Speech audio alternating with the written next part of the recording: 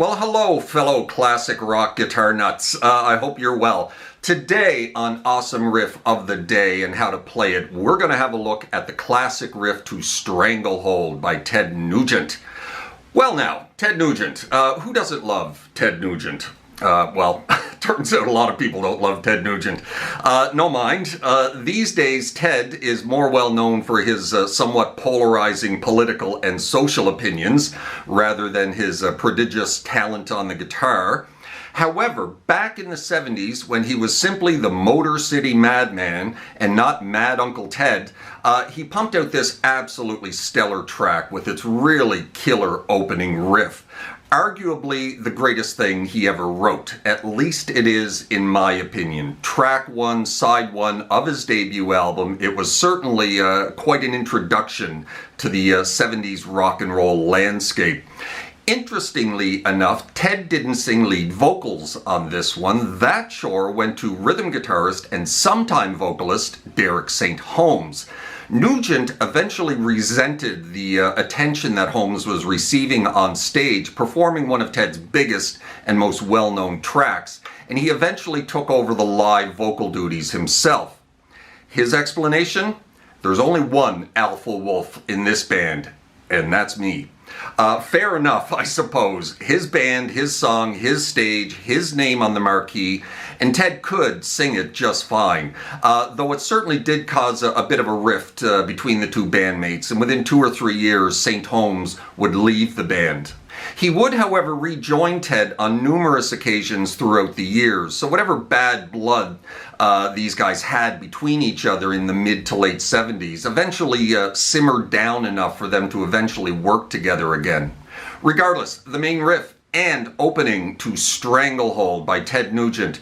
We're going to be in standard tuning with this one, and if I had to rate this one for difficulty, I'd have to put it in the intermediate category, as there is some rather quick right hand work going on here. Though Ted was pretty much a blues-based hard rock player as far as his guitar style goes and went, he had an absolutely killer right-hand technique that helped set him apart somewhat. Well, that is about enough chit-chat for now. Let's learn how to play our awesome riff of the day, Stranglehold. Oh, and by the way, I have a 2-part tutorial for the solo to this one that I did about 1.5 years ago, which I'll link down below in the description box if you'd like to give the solo a try as well.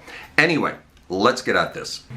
All right, Stranglehold by Crazy Old Uncle Ted, and this one is in standard tuning, like I said, and we're working in the key of A, and this is such a killer riff.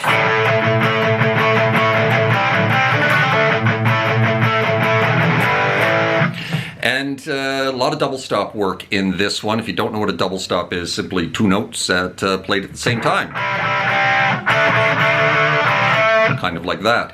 And so it starts with your index on the 5th fret of the D string, and you're going to catch the open A with it. You're going to hit them at the same time, and you're going to hammer on to the 7 of the D string. And then you're going to start riding the open A string, and after, you're going to hit the open A string twice, and then you're going to hit that 7 along with it.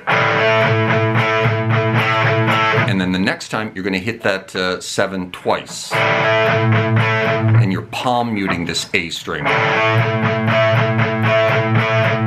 And then you're going to hit it 2 final times, the open A. And then you're into some double stop work. 5th fret of the D and the G together, bouncing off the open A, and then back to the double stop.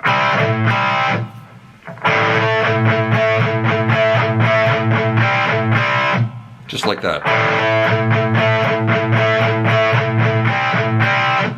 And now we're into probably the trickiest little lick in this riff. It's this.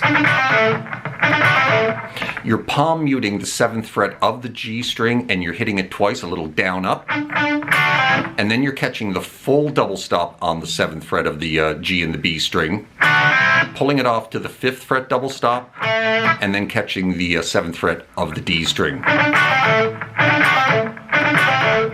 And that's a little tricky to play because it's pretty quick.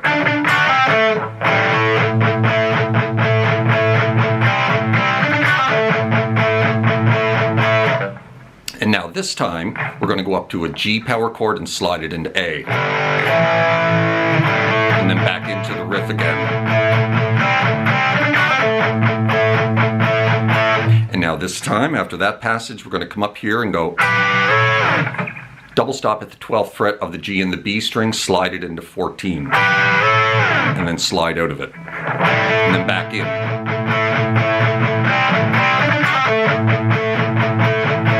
G, A.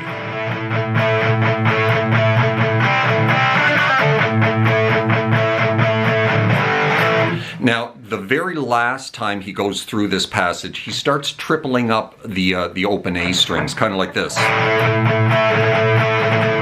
Kind of little down, up, down, ups.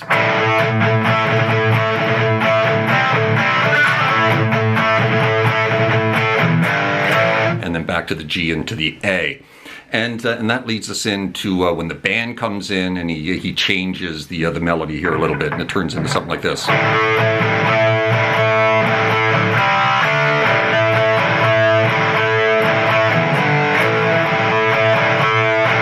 So he's just basically going off the 5 onto the 7 like 3 times, hammering on the first one. So the first one's hammered on, and then he repeats it 3 more times, all along with the open A. Double stop on the 5, onto a double stop at the 7.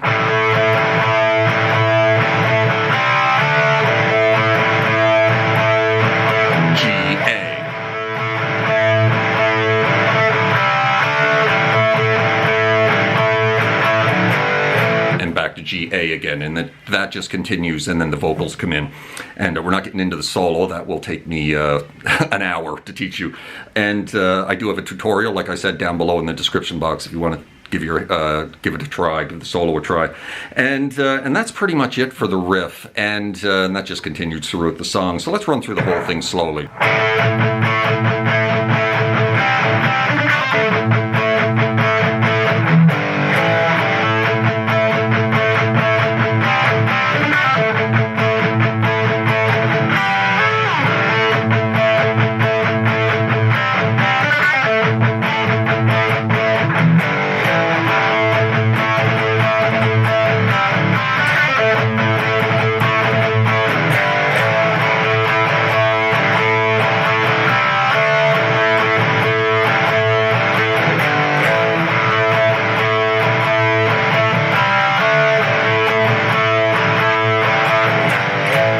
Now, I think when he goes to G and goes to A, I think he's hitting the open E string very briefly. Kind of like that.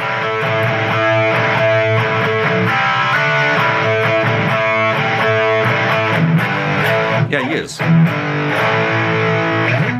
And so anyway, that's enough of that. That's a great bloody riff. And anyway, I hope you enjoyed that, and I hope it was helpful to you. And I hope you're well out there in your little guitar corner of the world. Drop me a subscribe if you haven't done that already. That would be awfully nice. And you guys take care of yourselves and those around you. Cheers.